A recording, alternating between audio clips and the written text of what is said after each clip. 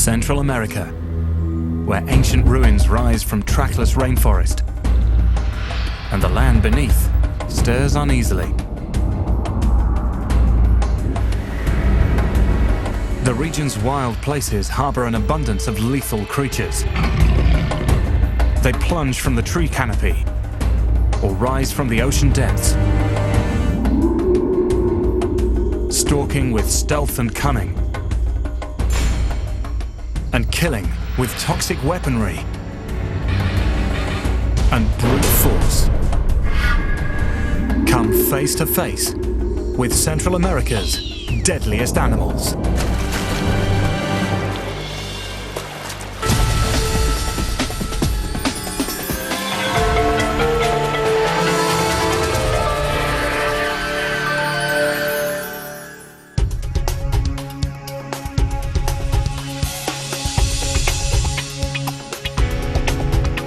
Central America packs a range of geography and habitat into its small size.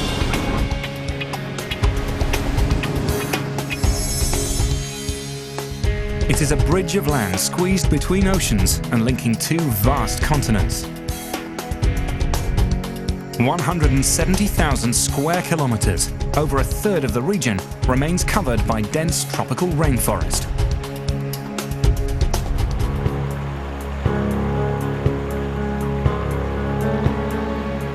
Hiding in the darkness are some of Earth's deadliest creatures. Some are built for defense and advertise their lethal nature. Others are unseen and unheard, striking from the shadows.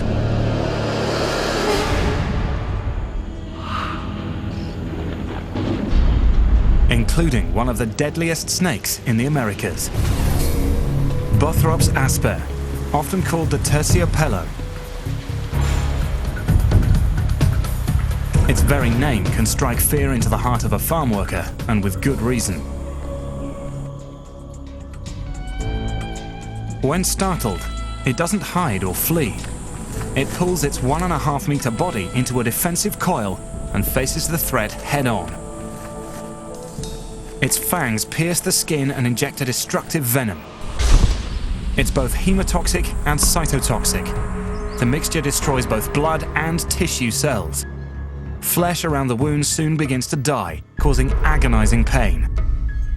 As the venom spreads through the bloodstream, it begins ravaging internal organs, causing hemorrhaging and shock. Without medical attention, heart and kidneys fail. Death soon follows. The Central American country of Costa Rica records an average of 700 snake bites a year. 1 in 70 is fatal. Terciopelo is responsible for half of these bites and most of the deaths. But the serpent's real target is the rodents that plague farms and villages.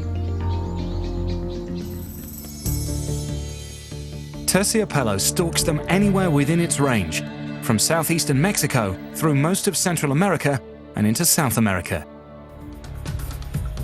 Between its nose and its eyes sits another of its potent weapons, heat-detecting pits. These sensors home in on the body heat of potential prey.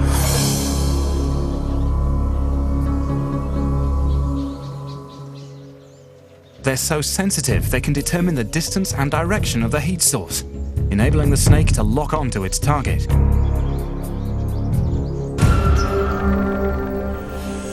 The terciopelo then releases its flailing prey to avoid injury.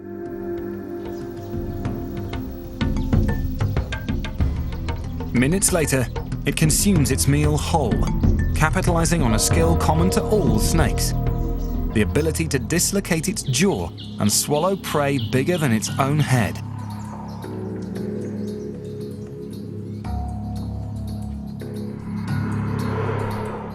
A bone called the quadrate makes this flexibility possible by operating like a double-jointed hinge.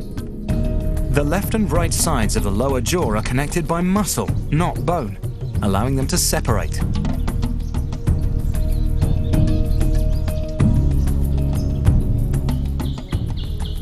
After the meal, a stretch of the jaw realigns bone and muscle.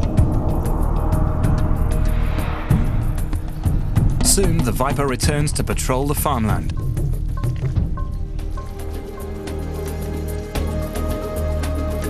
A terciopelo can appear in a flash. But another jungle hunter is legendary for its ability to vanish.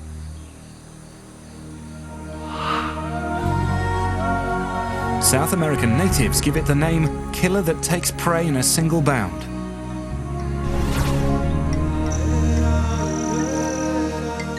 The jaguar.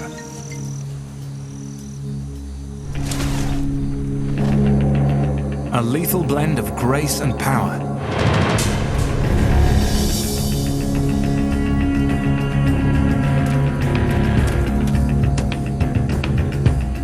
It is the third largest cat in the world, smaller only than the tiger and the African lion. Full-grown males can reach over 100 kilograms.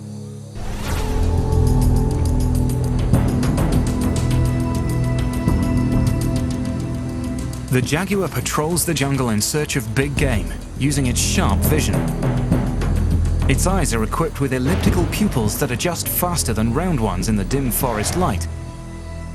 A mirror-like layer called the tapetum lucidum reflects light back into the retina, nearly doubling the cat's ability to see.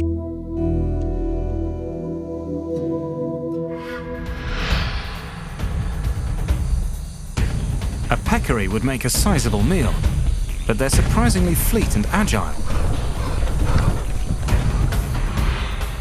Despite its size, the jaguar is not built for speed or endurance. But it is a master of stealth.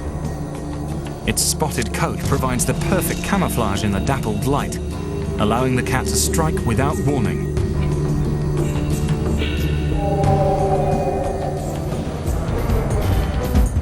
It attacks with one powerful lunge.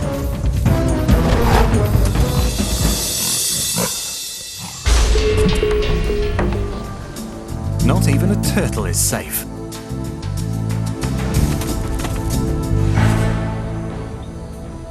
The jaguar possesses the most powerful jaws of any cat, easily cracking the rock-hard shell to savor the spoils.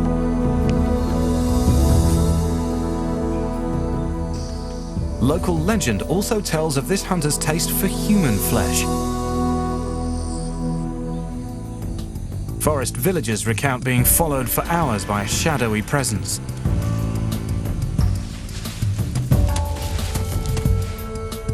But it's likely the territorial cats were guarding their domain rather than stalking. There's no record of a jaguar preying upon a human in Central America.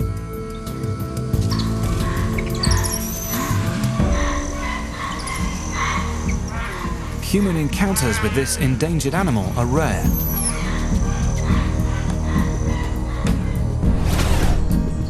But crossing paths with another of the forest's deadly creatures happens more frequently, and it's hard to recognize danger when it comes in such a pretty package. The poison dart frog. Their bright colors can attract our curiosity, but they are warnings best heeded. These jewel-like amphibians carry a dose of deadly toxins.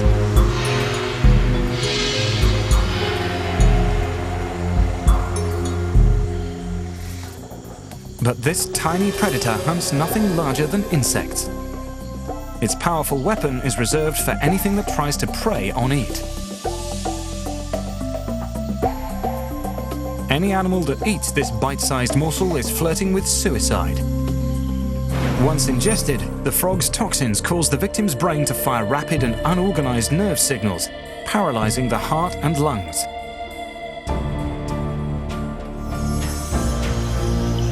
A wound in the predator's mouth or stomach invites the toxins to flow directly into the bloodstream, with fatal results.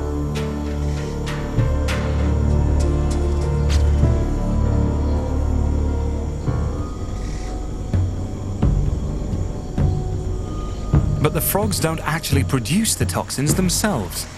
They steal their chemical compounds from their prey.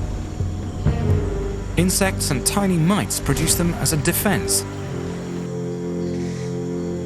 But instead of succumbing, the frogs store the compounds and secrete them through glands in their skin.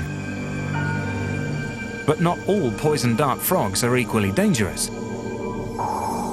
They're abundant throughout the forests of Central and South America, but frogs from different regions have different diets and therefore possess different levels of toxicity. The strawberry poison dart frog from Costa Rica would definitely make a predator sick, while northern Colombia's golden poison dart frog secretes enough toxins to kill 100 grown men. Predators and savvy humans learn to avoid any brightly coloured frog. It's the only way to be sure.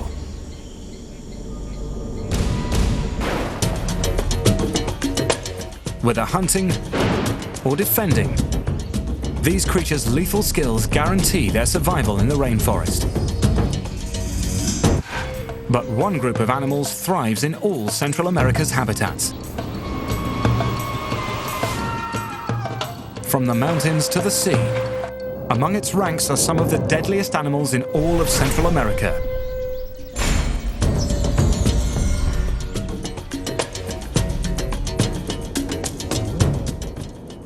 Central America boasts tall volcanic peaks, steaming jungle, and warm tropical seas. For every region, there's a venomous snake that thrives there.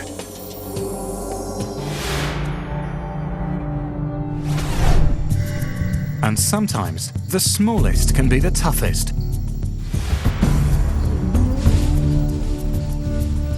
An amateur botanist has his eyes tuned to local flora, overlooking a small ribbon of brown among the roots of a strangler fig.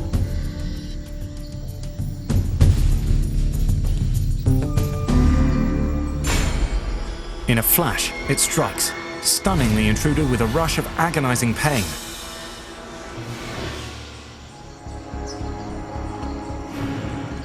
It's the jumping viper, only half a meter long, but muscle-bound and nimble.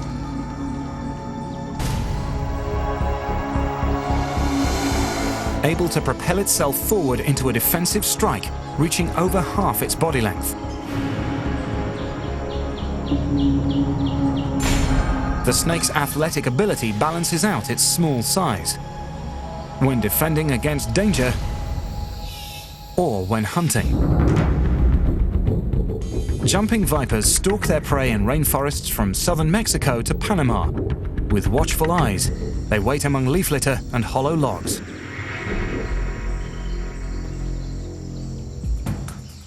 But a foraging mouse has evolved an array of defensive tricks as well. Its ultra-high frequency hearing can detect a predator's approach before it gets too close. But the jumping viper lies completely still until it unleashes its powerful strike. And that's just the first surprise. When this snake bites, it usually doesn't let go.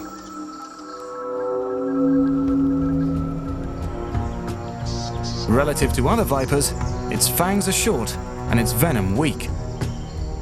Seizing its prey, it rocks its fangs in and out, delivering multiple wounds and pumping hemotoxic venom into each one. It immediately breaks down and destroys blood vessels.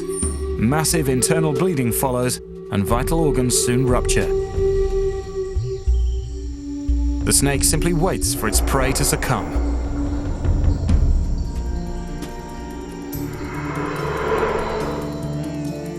The jumping viper faces prey and threats with a violent strike. But one of its fellow serpents prefers to warn its potential victims.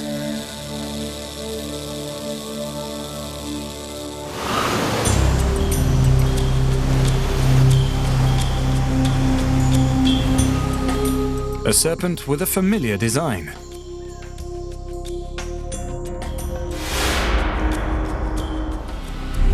In Nicaragua, it's called the chill for the sound it makes.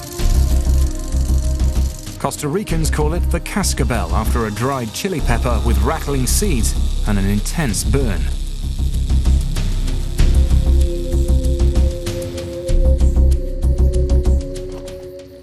The cascabel is one of only a few tropical rattlesnakes, holding a small territory from southern Mexico through Costa Rica. Like other rattlers, it's armed with sharp fangs and noxious venom.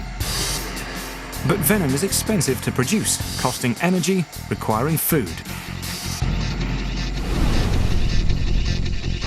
The unmistakable rattle offers up a warning to would-be attackers, possibly averting a confrontation and conserving precious venom.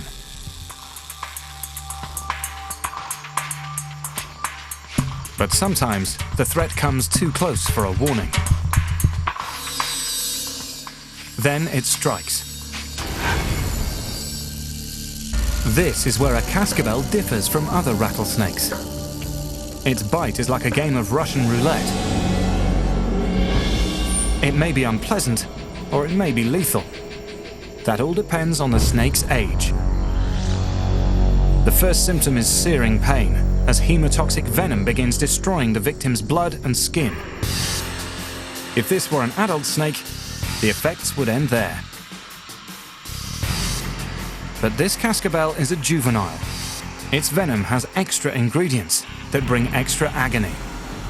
Myotoxins wrench the muscles into paralyzing cramps, and neurotoxins similar to those found in cobra venom cause labored breathing and death from respiratory failure. Why juvenile cascabels are so much deadlier than adults is a mystery. They both take down prey with the same efficiency, assuming an S-shaped posture for a sideways strike. Hollow fangs swivel into position like switchblades to pierce the skin and inject venom. A well-placed strike is always fatal. But more potent venom might enable a young snake to make a kill on an inaccurate bite. Or it could be an extra defense, compensating for a juvenile's small and quiet rattle, a less than effective deterrent. As the snake grows, its rattle gets longer.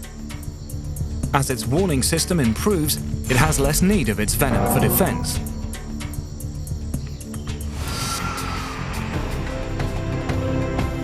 When it comes to snakes, leaving the forest doesn't mean you're out of the woods. One of the region's most venomous serpents can strike where it's least expected.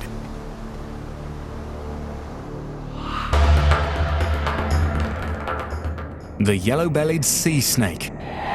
This swimming serpent stalks, strikes, and swallows its prey just like its land-bound relative, the Asiatic cobra.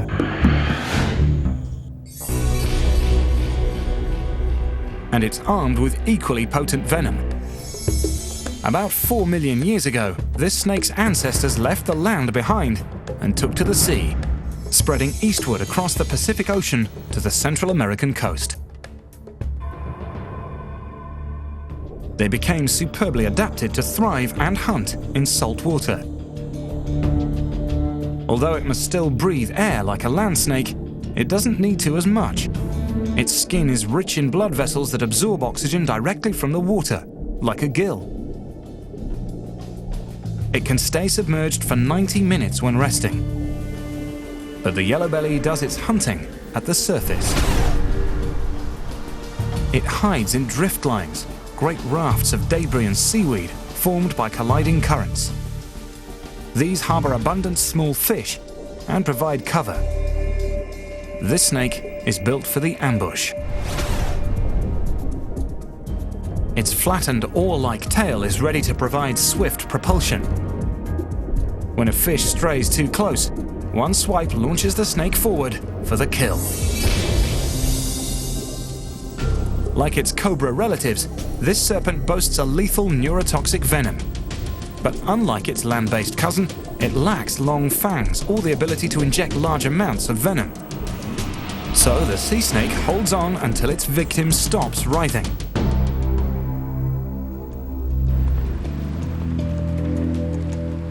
Then it swallows it head first to avoid being injured by spiny fins. Although its venom is also a potent defense, its yellow and black colours appear to warn off most predators. It seldom reacts defensively, even when humans drop into its environment. When caught up in a fisherman's net, a yellow belly will panic and bite. Drop for drop, its venom is deadlier than a cobra's, but its single bite only injects about a sixth of what a cobra bite can. Still, it causes severe pain and paralysis. Whatever its limitations, the yellow belly's skill as a hunter and a survivor have enabled it to prosper, becoming one of the most widespread snakes on Earth. Venomous snakes can turn up anywhere and everywhere humans venture, even the open ocean. But the waters of Central America harbour creatures far deadlier to humans. And later, a fisherman dives headfirst into murky waters and into the jaws of Central America's deadliest.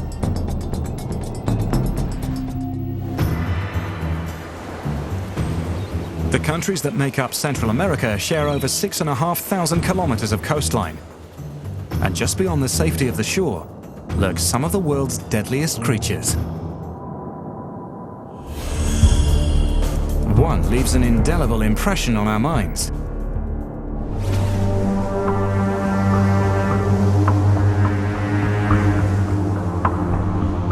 The hammerhead shark. Most of the species of hammerhead claim Central America's tropical waters as their hunting grounds. They comb the shallows close to the shore, hunting prey such as reef fish and stingrays. But people also frequent these warm coastal waters, and that can put humans and hammerheads on a collision course.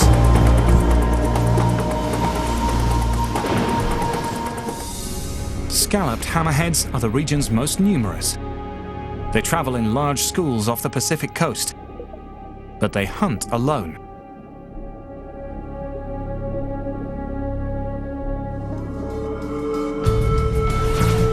The smell of a fisherman's catch might confuse a hungry hammerhead enough to draw it in for a tentative bite.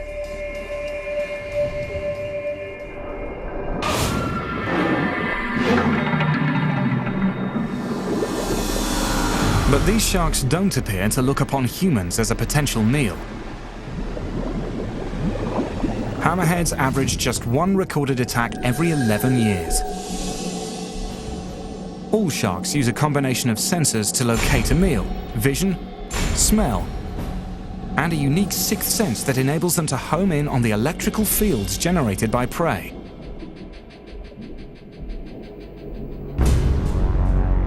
They pick up these fields through gel-filled receptors called ampullae of Lorenzini.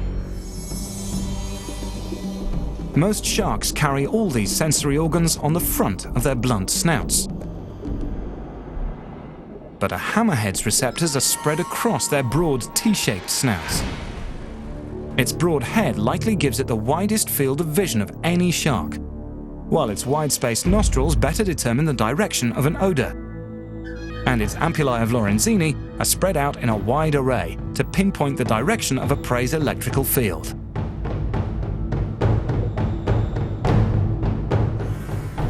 Despite their unique appearance, hammerheads are considered the most recently evolved of all sharks, elevating an already superior design to predatory perfection. Hammerhead sharks prove that danger can strike in the shallows.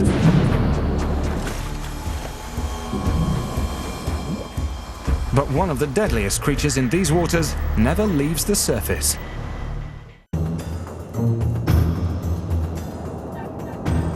It's a proficient hunter and a tenacious survivor. Yet it has no brain, no heart, no blood, and no means of locomotion beyond the winds and currents that carry it across the sea. It is the Portuguese man-o'-war, and it has one formidable asset: thousands of stinging tentacles that unleash a venomous fire on prey and enemies.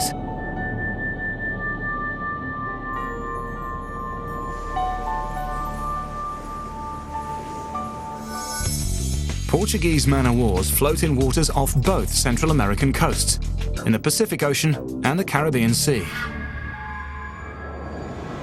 They are not jellyfish. In fact, they're not even a single organism. They consist of 4 separate animal colonies called polyps. Each group of polyps fulfills a specific role: the float, digestive system, reproductive system, and the tentacles.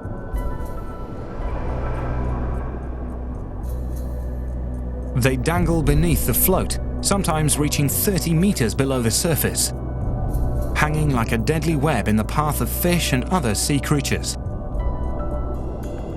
And these weapons do not discriminate. They reflexively attack prey, predator and innocent swimmer, with equal indifference. The tentacles contain stinging cells called nematocysts, like coiled spring-loaded harpoons. Thousands of tiny barbs lodge in the skin of the victim, each injecting a dose of highly complex venom. The cocktail includes neurotoxins that block nerve signals and cause paralysis, and cardiotoxins, chemicals specifically tailored to weaken the heart and suppress blood flow. The man-o-war mixes around 10 more toxins into this brew. Anything that can't break free counts as prey and is consumed. The tentacles contract and drag the meal upward into the man-o-war's digestive system. Anything that escapes, like us, is left in agony. First comes instant blinding pain, then fiery welts appear. Shock, irregular heart rate, and painful breathing soon follow. This deadly drifter has killed at least 3 people. But in most cases, the only long-term effect is a painful memory.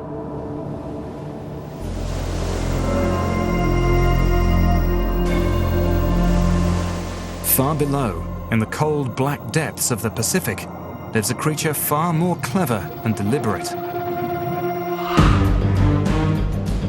It's so unearthly it has spawned sea monster legends around the globe. But this monster is real. The Humboldt squid. It is named after the Humboldt Current, where it was first spotted, a cold water flow spanning the length of South America. But its range is far broader, from Chile north to central California and across the Pacific. Humboldt squid patrol the depths, spending most of their lives up to 700 meters below the surface, revealing little of their behavior.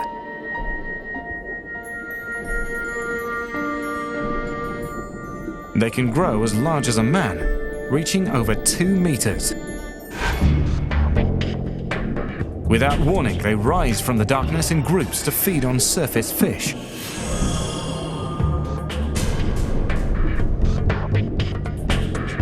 Like their relative, the octopus, Humboldt squid can change color by opening and closing pigment-filled sacs in their skin, called chromatophores. By rapidly closing these chromatophores, they appear to flash white.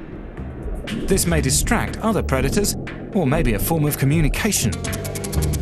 But when alarmed or aggressive, they flash red.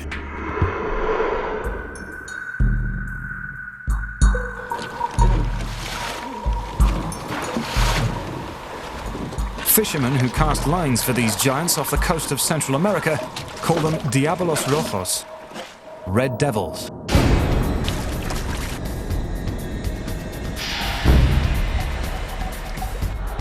These same fishermen tell stories of men being pulled overboard and eaten. The squid's behavior does little to allay such fears. Lightning-fast tentacles, armed with barbed suckers, hook the flesh of prey and draw it towards the waiting mouth. There, a sharp beak breaks and shreds the meal. Humboldts appear willing to eat anything they can catch, including their own kind.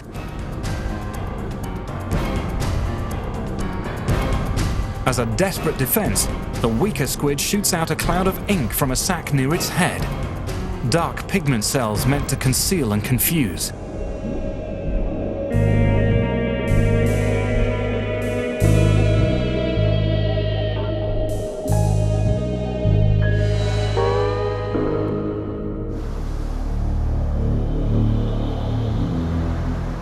Few humans have had the opportunity or the courage to be close to a Humboldt squid in the water. But one wildlife filmmaker descended into the darkness to capture this one-of-a-kind footage. The squid quickly surround him. A moment of curiosity and then aggression.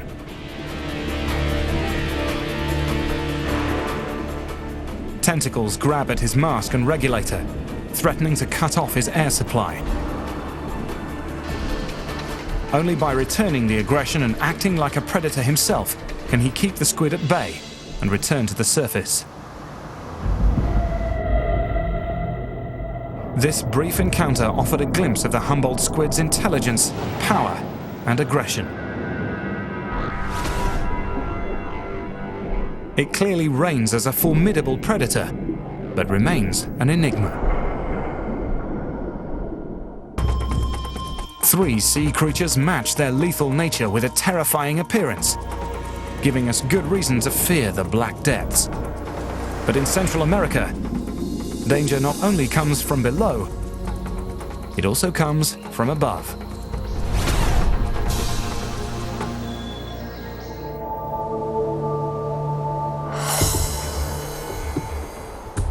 In the dense forests of Central America, danger doesn't always stay at ground level.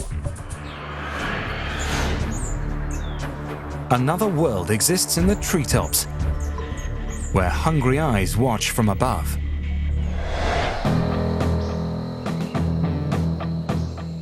Central America's lowlands grow much of the world's tropical nuts and fruit. But plantation work has a hidden risk. A predator has adopted these trees as its home and hunting ground. And intruders are unwelcome.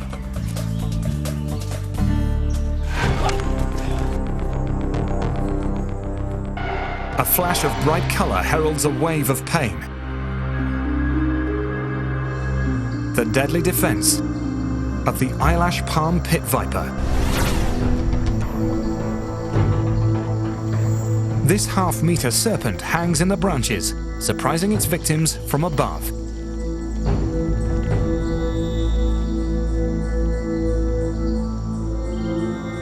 It delivers roughly a fifth of all venomous bites in the region, making it the bane of fruit pickers from southern Mexico to the top of South America.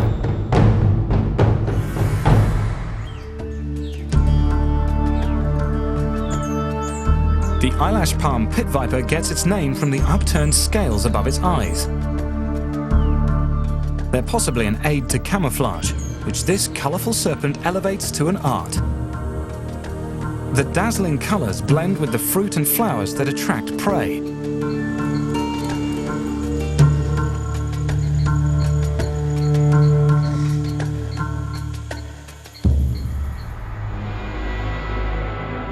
As darkness washes over the forest, the patient hunter waits in ambush.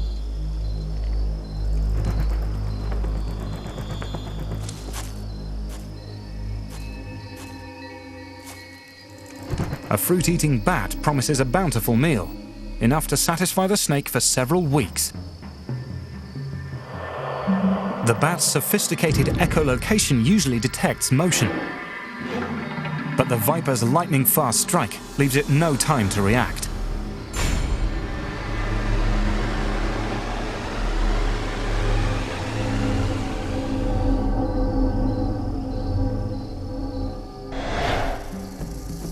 Most snakes strike their prey and then let go while the venom takes effect. But for the eyelash pit viper, hunting in the treetops brings an extra challenge.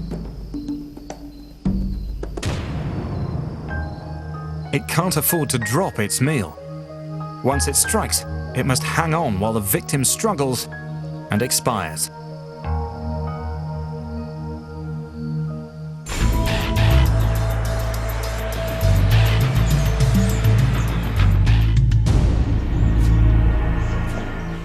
This noxious bite serves it equally well against all threats, whether predators or unwary humans.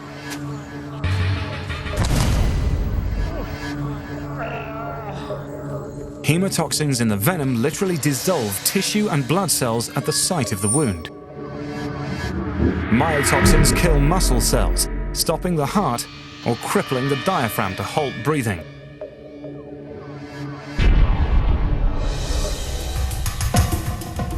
The eyelash palm pit viper's venom is a formidable defense.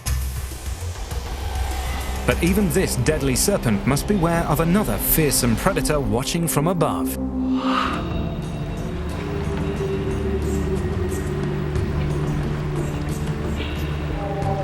Early travelers to Central and South America were struck by an awesome sight. Enormous eagles that plunged from the treetops to seize large animals. Powerful enough, they feared, to pluck children from the earth and carry them away.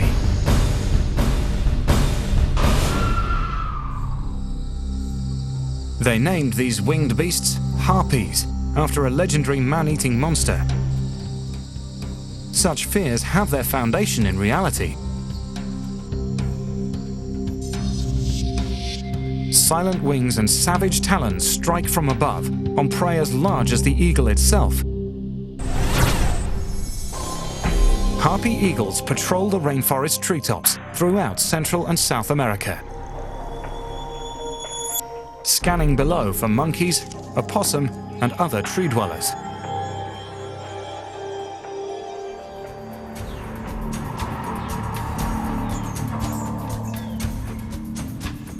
A three-toed sloth's climbing ability keeps it far above most predators, and remaining still avoids attracting attention. But neither defense serves it against the harpy eagle.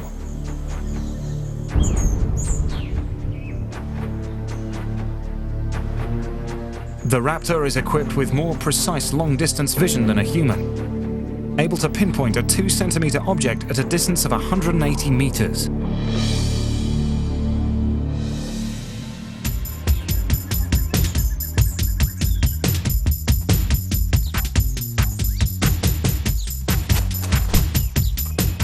It plunges into an 80-kilometer-per-hour dive, seizing the sloth with talons as long as the claws of a grizzly bear. A well-placed attack can pierce the skull.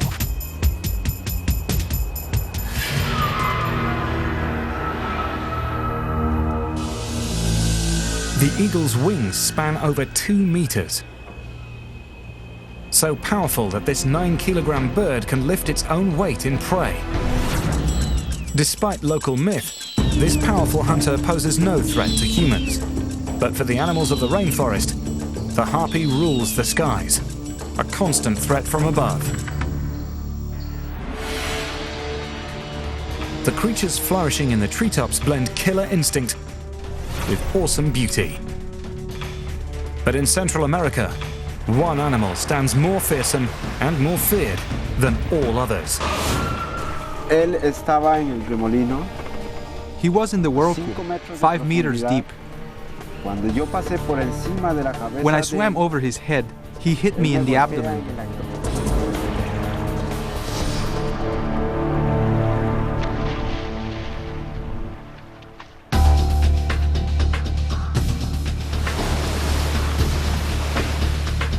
Central America packs an array of deadly predators into one small area. But here, one creature looms above all others, dominating with size and power, and the ability to consume nearly anything within reach of its jaws.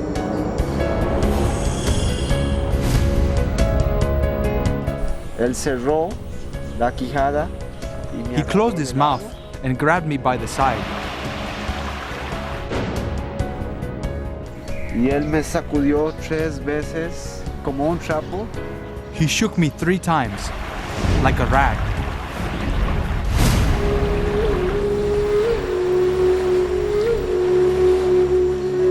The American crocodile.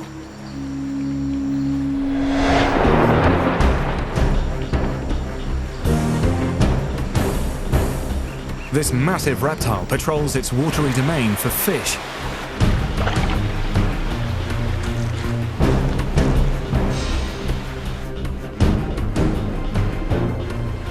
And thirsty mammals.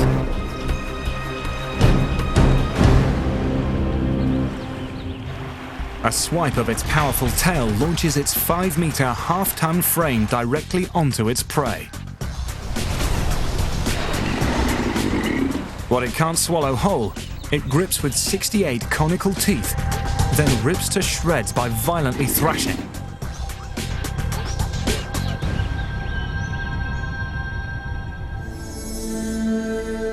The American croc stakes out its territory from the tip of Florida through Central America, the Caribbean, and south to Venezuela.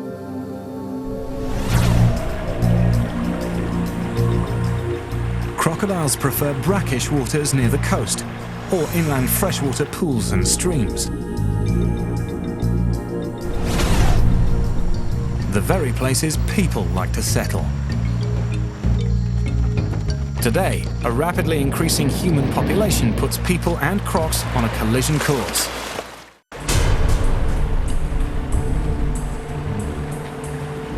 In the small country of Costa Rica, crocodiles kill 1 person every year. Statistics in other Central American countries are likely similar, but incidents often go unreported. Some croc attacks appear to be predatory. Others are cases of self-defense. But when a crocodile bears down on you, such details matter little. A young Costa Rican named Walner Bustos and his friend found this out on a hot afternoon in April. Todos los años yo tenía esa costumbre. All of these years I've had the tradition during Easter week, in the month of April, when you go to fish.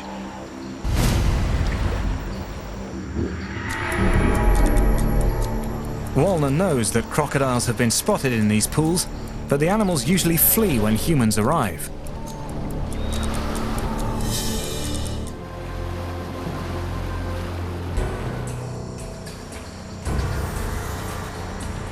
As Walner and his friend begin fishing in the stream, they have no way of knowing what hides beneath the surface.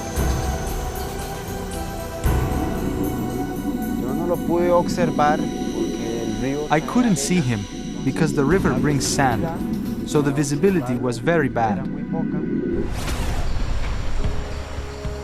When his friend's fishing line becomes snagged, Walner plunges into the water to free it, diving directly into the jaws of a 3-meter crocodile.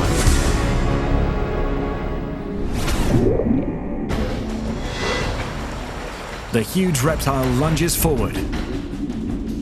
Its cone-shaped teeth dig into Walner's chest. Él me volteó de lado. He turned me over on my side, lifting me up about half a meter. The crocodile attempts to spin Walner into a death roll, violently corkscrewing its body in the water. A maneuver intended to drown or dismember its victim. But the animal loses its grip, only to lunge again. When I saw the animal coming in for the second attack, he came straight for my head.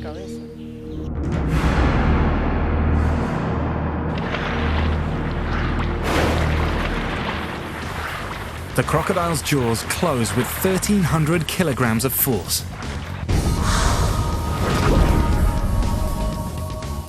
One bite to Walner's head could easily crush his skull. Instinctively, the desperate man strikes out at the reptile. Yo le metí la mano para evitar el ataque a mi cabeza. I stuck my hand in his mouth to block the attack towards my head. He bit my arm, sticking a tooth in, and then he grabbed me here, sticking me with these teeth, making these wounds. Él sacudió para intentar matarme, tal vez, pero la He shook me, maybe to try to kill me, but my skin tore, and then I went up to the surface, and the animal didn't come after me. The crocodile's teeth have torn his arm and torso and punctured his lung. As his friend runs for help, Walner struggles for his every breath. Luckily, town and paramedics are less than a kilometer away. Still, it takes a week in intensive care to save his life.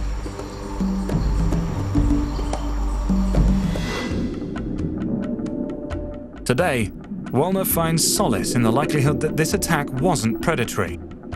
Que yo le pasé encima de la cabeza a él, ¿no? Entonces él me atacó. I had passed right over his head, so he attacked me in defense because I scared him. Mis compañeros quisieron buscarme a mí. My friends wanted to find me to hunt the crocodile, but I told them no, because really, it's not the animal's fault. Que realmente el animal no tiene culpa. Es verdad, nosotros nos It's gusta true. bañarnos en el río. We like to bathe in the river, but we have to be careful. We know that they live there.